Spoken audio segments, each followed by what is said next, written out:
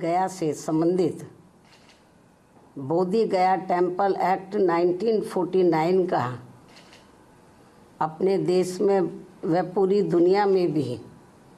और साथ ही अभी हाल ही में संसद से पास हुए वक्फ विधेयक का भी पूरे देश में हो रहे विरोध को भी लेकर कुछ ज़रूरी बातों की तरफ दिलाऊं। लेकिन उससे पहले मैं आज से 3 दिन के बाद दिनांक 14 अप्रैल को भारतीय संविधान के मूल निर्माता व दलितों एवं अन्य उपेक्षित वर्गों के मसीहा परम पूज्य बाबा साहब डॉक्टर भीमराव अंबेडकर की जो जयंती है, तो उनको आज एडवांस में ही सबसे पहले मैं अपनी व पार्टी की तरफ से पूरे तहे दिल से अपने श्रद्धा सुमन अर्पित करती हूँ, जिन्होंने कदम कदम पर अनेकों कष्ट झेलकर अपनी पूरी जिंदगी इस देश में सदियों से जातिवादी व्यवस्था के शिकार रहे लोगों को आत्मसम्मान व स्वाभिमान की जिंदगी बसर करने के लिए समर्पित की है, जिसके लिए इन्होंने भारतीय संविधान में हर स्तर पर इनको जरूरी कानूनी अधिकार भी दिए हैं। लेकिन दुख की बात यह है कि उनका केंद्र व राज्यों की अब तक रही अधिकांश सरकारों में अभी तक भी इन्हें पूरा लाभ नहीं मिल पा रहा है, जिसकी खास वजह से ही बाबा साहब डॉक्टर भीमराव अंबेडकर के बताए हुए रास्तों पर चलकर मान्यवर श्री कांशीराम जी ने उनके जन्मदिन के शुभ अवसर पर अर्थात दिनांक 14 अप्रैल सन 1984 को बहुजन समाज पार्टी के नाम से राजनीतिक पार्टी का विधिवत गठन किया और फिर इस पार्टी के जरिए ही पूरे देश में इनके अनुयायियों को अपने पैरों पर खड़े करने का निरंतर प्रयास भी जारी रखा और अभी भी है।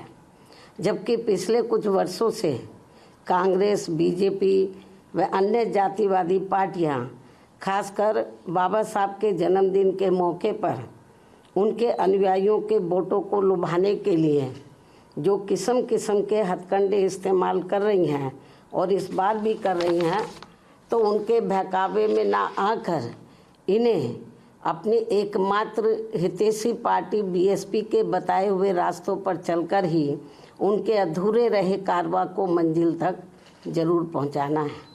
इतना ही नहीं बल्कि बाबा साहब ने अपने आखिरी समय में दिनांक 14 अक्टूबर सन 1956 को अपने अपार अनुयायियों के साथ धर्म परिवर्तन करके जो बौद्ध धर्म की दीक्षा ली है,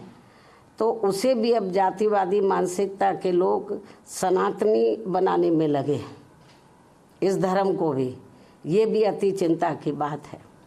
और इस संदर्भ में ये बात सर्वविदित है कि बिहार राज्य का बोध गया बौद्ध तीर्थ स्थल के रूप में देश व दुनिया भर में अति विख्यात है। बोध गया में तथागत गौतम बुद्ध के पवित्र ज्ञान स्थली पर स्थापित भव्य व अति प्राचीन महाबोधि मंदिर में सरकारी व गैर सरकारी स्तर पर गैर बौद्ध धर्म के मानने वाले लोगों के बढ़ते हुए प्रभाव एवं दखल को लेकर पूरे देश व दुनिया भर के बौद्ध भिक्षुओं व बौद्ध अनुयायियों में भारी बेचैनी व आक्रोश व्याप्त है तथा वे लोग इसको लेकर कांग्रेस की सरकार के दौरान सन 1949 में बने बोध गया मंदिर प्रबंधन कानून में जरूरी परिवर्तन की मांग को लेकर शांतिमय ढंग से काफ़ी समय से आंदोलित भी हैं। ये कांग्रेस के समय में ये कानून बना था। उल्लेखनीय है कि देश की आज़ादी के बाद कांग्रेस पार्टी की सरकार द्वारा बिहार में बोध गया मंदिर प्रबंधन के संबंध में जो कानून बनाया गया था, तो उसमें जिला अधिकारी की अध्यक्षता में 4 हिंदू व 4 बौद्ध धर्म के मानने वाले लोगों की कमेटी बनाने का प्रावधान किया गया है, जो पहली नज़र में ही अनुचित, अनावश्यक व भेदभावपूर्ण लगता है। और सरकार की इस अनावश्यक दखल अंदाजी की वजह से ही वहाँ महाबोधि मंदिर में पूजा पाठ, देखरेख, संपत्तियों के संरक्षण, उसका रखरखाव व साफ सफाई आदि के साथ ही लाखों तीर्थ यात्रियों की सुख सुविधा आदि को लेकर भी स्थिति लगातार असहज व तनावपूर्ण सी बनी रहने की आम शिकायत है,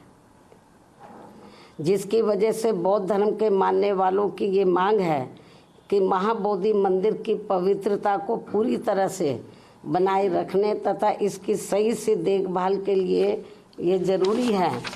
कि मंदिर में पूजा पाठ, उसकी सुरक्षा व संरक्षण आदि की पूरी जिम्मेवारी बौद्ध भिक्षुओं व बौद्ध धर्म के अनुयायियों को ही सौंपी जाए, जो इनकी ये मांग जायज़ है, जिस पर वर्तमान सरकार को तत्काल उचित ध्यान देना चाहिए। वैसे भी अधिकतर लोगों का यही मानना है कि 1949 में जब मंदिर प्रबंधन के संबंध में कानून बन रहा था तो तभी कांग्रेस पार्टी की केंद्र व बिहार राज्य की सरकार को संविधान के धर्मनिरपेक्षता के सिद्धांतों का सही से अनुपालन करते हुए महाबोधि मंदिर प्रबंधन कानून में किसी गैर बौद्ध धर्म के मानने वाले लोगों को कमेटी का सदस्य बनाने का प्रावधान ही नहीं रखना चाहिए था। ये कांग्रेस की बहुत बड़ी गलती रही है। इससे फिर अनावश्यक परेशानी व विवाद से बचा जा सकता था, किंतु अब जबकि ये मामला काफ़ी तूल पकड़कर भारी विवाद का रूप धारण कर चुका है, तो ऐसे में केंद्र व बिहार की एनडीए सरकार को इसमें तत्काल आवश्यक सुधार जरूर करना चाहिए, ऐसी बीएसपी की ये पुरजोर मांग है। इस क्रम में नए वक्फ कानून के तहत राज्य वक्फ बोर्डों में जो नॉन मुस्लिम को रखने का नया प्रावधान किया गया है, वह भी प्रथम दृष्टया अनुचित प्रतीत होता है, जिसका मुस्लिम समाज में भारी विरोध भी है। इसी प्रकार के अन्य नए विवादित प्रावधानों के सुधार को भी लेकर केंद्र सरकार अगर वक्फ कानून को फिलहाल स्थगित करते हुए उस पर समुचित पुनर्विचार करती है तो ये बेहतर होगा। अर्थात